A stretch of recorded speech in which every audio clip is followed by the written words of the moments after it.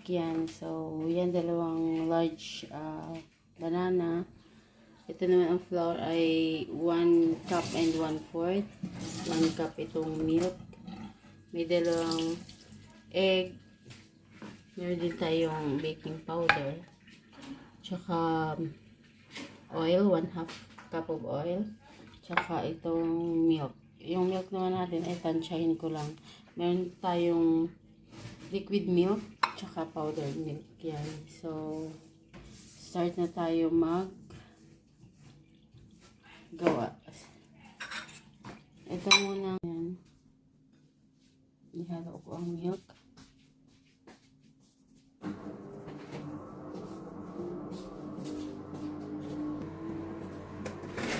Tapos, itong ating banana ay durugin ko. Dudurugin ko ang banana. Ayan siya.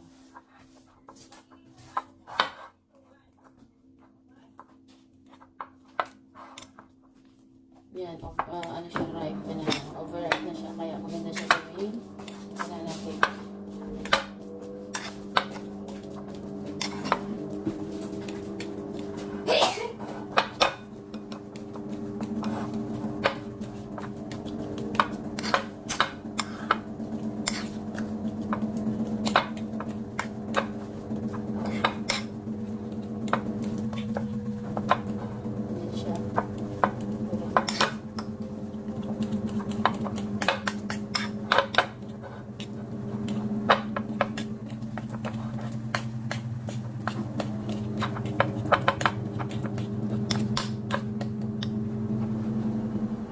Yan.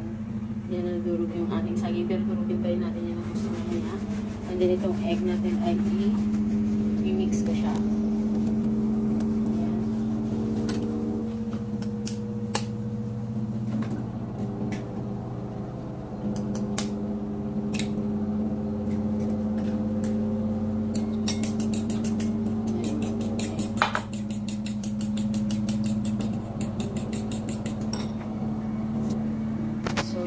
Egg, tapos yan ang ating banana. Hindi siya masyado nadurog kasi dudurugin ko pa yan mamaya. Ayan. Tapos ito naman ang flour natin at saka powder milk. And then maglalagay tayo ng baking powder dito. So, ang gagawin ko kasi maliit na ano to. Bali 2 teaspoon. Yan. 2 teaspoon ang ilalagay ko. Yan. May makalo ko siya ng gusto. And then next natin na ilalagay yung ating oil. Ayan, maglalagay ako ng oil dito. Ayan, 1/2 cup of oil.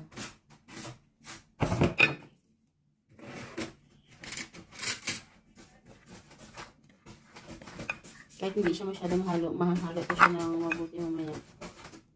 Ayan. Tapos, hindi ko na susukatin yung ating milk. So, ang gagamitin ko ng milk ay low fat. Ayan, low fat liquid milk. So, tansyahin ko lang. Hindi ko na siya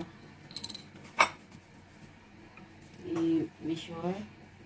Ayan, tansya ko na lang. Tapos, halot na natin. Next natin ilalagay itong egg natin.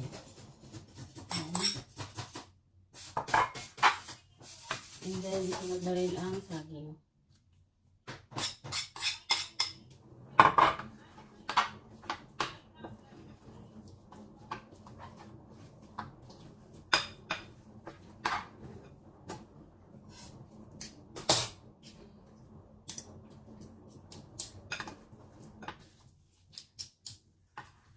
Ayan. Kasi sabi nila, pag gumawa daw ng cake, ay dapat may direction. Pero sa akin, hindi uso ang direction. Basta halo lang ito. Kasi sa cake pa din. Pero, much better din naman talaga pagka with direction. Sa akin kasi hindi masyado uso kasi wala akong panghalo. Yung lumano na mixer. Yan, so yan na siya.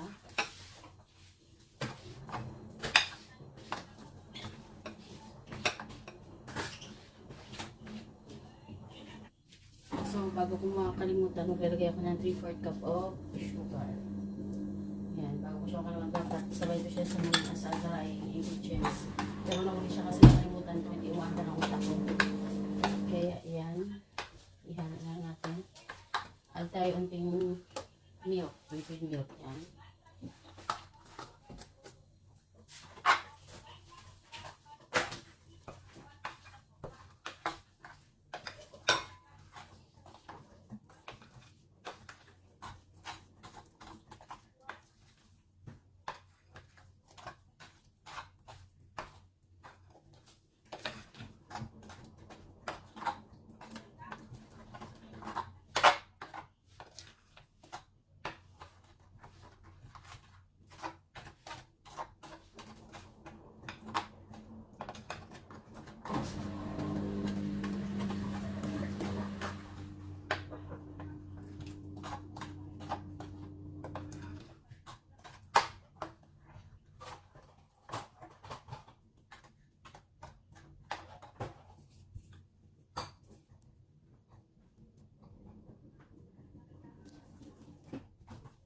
So, continue natin i-mix.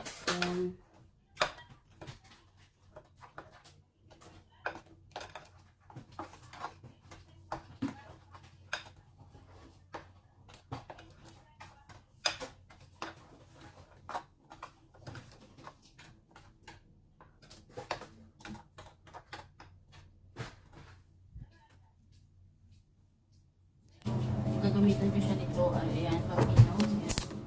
So, ayan siya.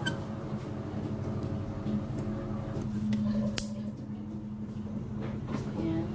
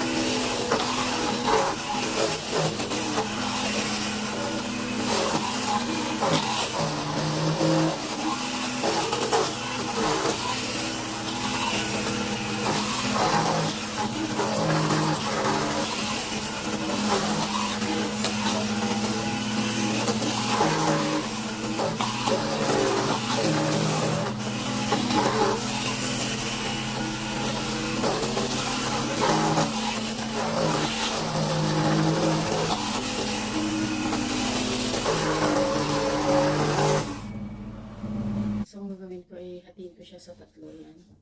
Tapos, lagyan ko siya ng color. So, yan. Hatiin ko siya sa tatlo. So, yan, lalagyan ko siya. Ito muna ay red. Red muna. Tapos, itong isa naman ay blue. So, ngayon, i-mix ko na siya. Ngayon, i-mix ko na.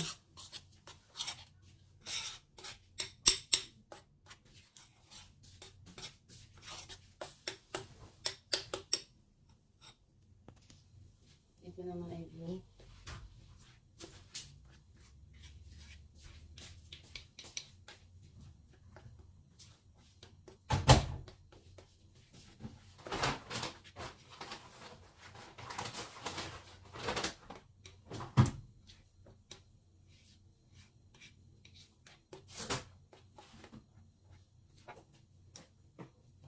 Yan siya.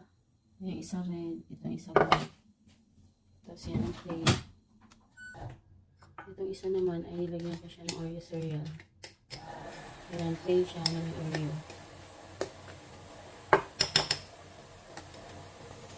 So yan siya, itong flavor natin. Yan. The same siya banana cake, pero may iba't iba siyang kulay. Tapos itong isa ay blue. Tapos itong isa plain ay Yan, normal color lang, pero meron siyang silver. So, yan, prepare natin siya. Lagyan natin siya ng oil para hindi gumikit ang ating cake. Yan. So, ito na. Ayan siya. Ilagay na natin.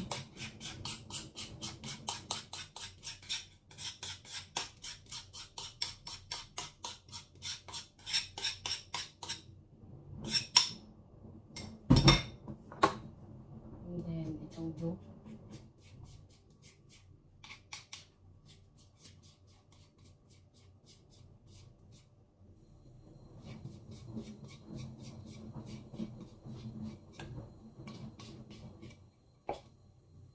Yan. Tsaka ito.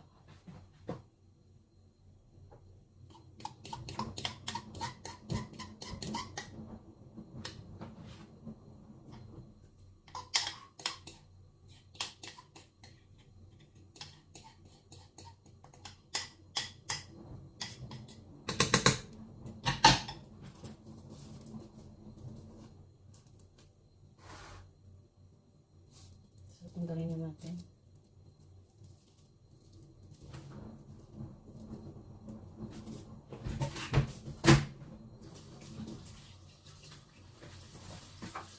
Not perfectly na yan, pero okay na yan. Yan, so ilalagay na natin.